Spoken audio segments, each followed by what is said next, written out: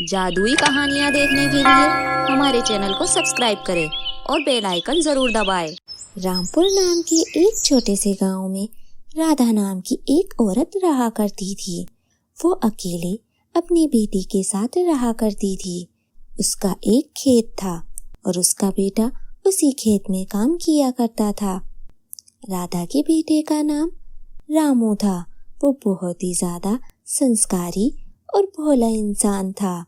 उसका बेटा शादी के लायक हो गया था। राधा को अपने बेटे की शादी की चिंता सताया करती थी। राधा अपने बेटे की शादी के लिए रिश्ते ढूंढती रहती थी। कभी वो पड़ोस की औरतों से कहती थी तो कभी रिश्तेदारों से। रामू के लिए रिश्ते आया ही करते थे। वो दिखने में बहुत अच्छा था और संस्कारी भी बहुत था। देखते ही देखते राधा के लड़के के लिए एक रिश्ता आता है, वो भी एक अच्छे घर से। लड़की बहुत ही ज्यादा पढ़ी लिखी थी। कुछ ही दिनों में राधा अपने बेटे का रिश्ता तय कर देती है और कुछ महीनों में उन दोनों की शादी बड़े ही धूमधाम से हो जाती है। शादी होने के बाद कुछ दिन तक तो सब कुछ ठीक चल रहा था। राधा अपने घर को भी संभालती थी और अपने खेत को भी। वो अपने बेटे के साथ उसकी मदद किया करती थी। एक दिन की बात है। काजल बेटा, मैं रामू के साथ खेत में काम करने के लिए जा रही हूँ और अब से बेटा तुम्हें ही इस घर को संभालना है। खाना भी तुम्हें ही बनाना है और घर के काम भी देखने हैं। काजल बहुत ज्यादा पढ़ी लिखी थी। रामू ने इतनी पढ़ाई नहीं की थी, इसीलिए उसे अपनी पढ़ाई पर बहुत घमंड था। वो घर का काम करना भी जरूरी नहीं समझती थी। तभी वो राधा से कहती है, अरे माँ जी, मुझे ये घर का काम वाम करना नहीं आता है। मुझसे ये सब नहीं होता है। मैं ये सब कुछ खाना वाना नहीं बना सकती हूँ। मैं यहाँ कोई काम करने के लिए थोड़ी आई हूँ। मैं कोई नौकरानी थोड़ी ना हूँ। बेटा, ये तुम कैसी बातें कर रही हो? ये तुम्हारा ही घर है और तुम्हें इसे संभालना ही होगा। माँ, मैं घर का काम करूँ? माँ, मैं अकेली क्या क्या करूँ? मैं स्कूल भी जाती हूँ बच्चों को पढ़ाने के लिए, फिर आकर घर का काम भी करूँ। माँ जी, ये सब मुझसे नहीं होता है।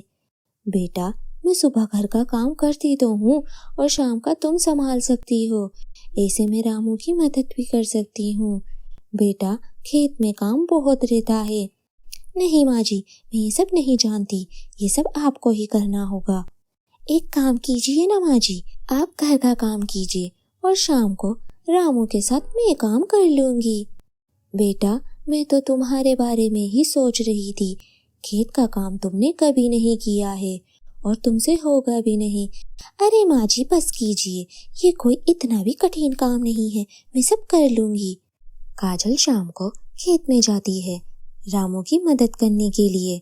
रामू बेचारा अकेले ही धूप में काम करता है। काजल तो वहां जाकर चुपचाप बैठ जाती है और कुछ भी नहीं करती है। रामू उसे कुछ कह भी नहीं सकता था क्योंकि वो बहुत भोला था। काजल के आगे रामू की बिल्कुल नहीं चलती थी। वो खेत का काम अकेले ही करता था। वो इतना थक जाता था कि उसे घर जाकर नींद ही आती थी। जब उसकी माँ उसकी मदद करती थी तो उसकी काफी मदद होती थी, इसीलिए वो इतना नहीं थकता था। कुछ दिन तक तो रामू काम ही कर रहा था, लेकिन खेत का काम अकेले करते करते उसकी तबीयत बहुत ज्यादा खराब हो जाती है और वो इस बारे में अपनी माँ को नहीं बताता है कि वो अकेले ही काम कर रहा था। बेचारा रामू अब बिस्तर पकड़ लेता है। उसकी तबीयत बहुत खराब थी। अब दोनों सास बहू घर का खाना बनाने के बाद रामू को दवाई देती थी और दोनों खेत में काम करने के लिए जाती थी। रामू की ऐसी हालत देखकर दोनों बहुत ज्यादा परेशान रहती थी और खेत में काम उन दोनों को करना ही पड़ता था। कुछ दिन तक तो काजल को बहुत नाटक आते हैं, लेकिन जब वो अपनी सास को देखती है तो वो यही सोचती है कि अगर इन्होंने भी अकेले काम किया तो ये भी बीमार पड़ जाएगी। काजल को थोड़ी दया आ जाती है और वो अपनी सास के साथ खेत में काम करवाने लगती है। वो खेत देखने में बहुत खूबसूरत था। वहाँ पर बहुत अच्छी अच्छी सब्जियाँ उगने लगती है। राधा की माँ कुछ सब्जियाँ वहाँ से निकाल कर घर पे बनाने के लिए लाती है और काजल को कहती है, काजल बेटा, तुम ये सब्जियां अपने हाथों से बनाकर रामू को खिलाओ, फिर देखना इसका कमाल। माँ जी, अब इसमें कमाल क्या ही देखना है, सब्जियां जैसी सब्जियां हैं और क्या ही करना है। अरे बेटा, हमारा खेत कोई मामूली खेत नहीं है, वह हमारे पूर्वजों का दिया हुआ आशीर्वाद है।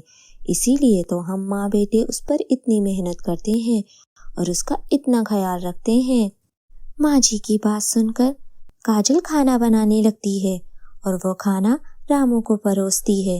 रामू की तबीयत पहले से बहुत बेहतर हो जाती है, क्योंकि वो सब्जियां कोई मामूली सब्जियां नहीं थी, वो जादुई सब्जियां थी। और दोनों माँ बेटे उस खेत पर इसीलिए मेहनत करते थे, क्योंकि उन सब्जियों को उगने में काफी साल लग जाते थे और इस साल वो सब्जियां बहुत ही अच्छे से उग गई थी। काजल भी उस सब्जी को खाती है और उन सब्जियों को खाने के बाद मानो काजल का तो स्वभाव ही बदल जाता है। वो अपनी सास का हर कहना मानती थी और अपने पति का हाथ भी बटाती थी और घर में वो सारा काम अकेली ही कर लिया करती थी। ऐसे काजल की जिंदगी और भी ज्यादा बेहतर हो गई। अब वो सब चीजों को समझने लगी और वो घर का भी काम करती थी और रामू का भी हाथ बटाती थी और कभी कभी वो अपनी सास के साथ गप्पे भी लड़ा लिया करती थी। ऐसे ही उन सब की जिंदगी पहले से बहुत ज्यादा बेहतर हो गई थी।